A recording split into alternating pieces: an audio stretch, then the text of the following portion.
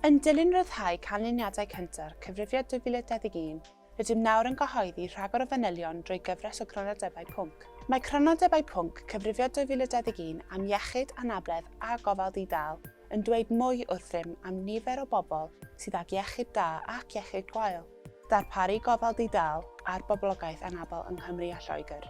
Oherwydd bod maint y boblogaeth a phroffil oedran pob ardal yng Nghymru a Lloegr yn wahanol, byddwn nhw'n oed safoni'r data, gan fod cysylltiad agos rhwng iechyd ac oedran, mae hyn yn galluogi i gymharu ardaloedd rhanbarthol gwahanol yn gywir dros amser.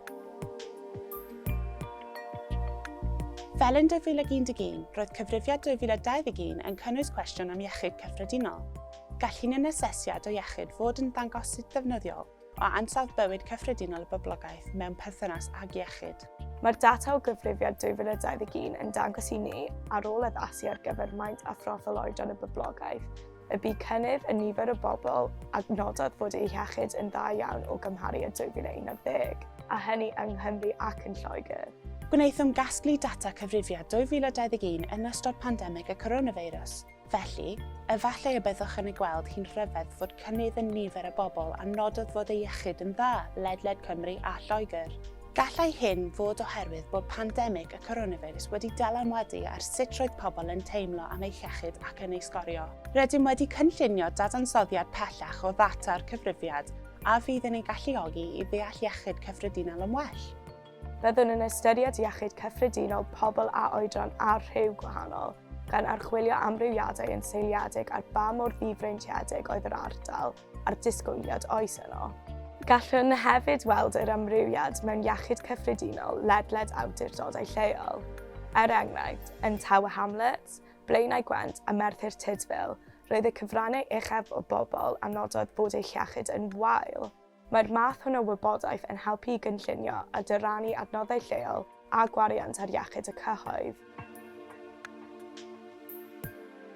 Gyfynnodd y cyfrifiad gwestiynau am anabledd yn unol â'r ddeddf cydraddoldeb a gyflwynwyd yn 2010. Yn ôl y ddeddf cydraddoldeb, mae person yn anabl os oes ganddo gyflwr iechyd corfforol neu feddyliol hir dymor sy'n cyfyngu ar ei gweithgareddau pob dydd.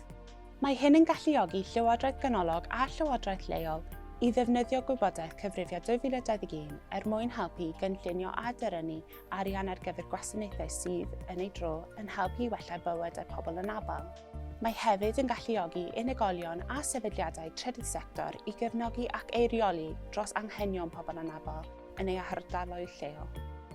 Yn wahanol i flynyddoedd blaenorol, gyfynnodd Cyfrifiad 2021 i bobl ystyried eu cyflerau iechyd meddwl yn ogystal â'u cyflerau corfforol ac i beidio â chynnwys problemau sy'n gysylltiedig â henaint yn benodol.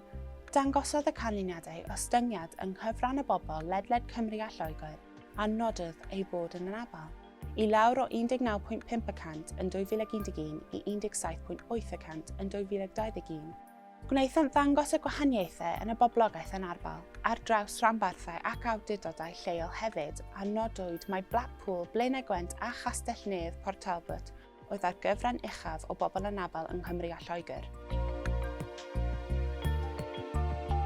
Mae gofalwr di-dâl yn cyfeiriad unrhyw un sy'n 5 oed a throsodd, sy'n gofalu am rywun neu'n cynnig help neu gefnogaeth i rywun sydd â chyflwr neu salwch corfforol neu feddyliol hir dymor, neu broblemau sy'n gysylltiedig â henaint.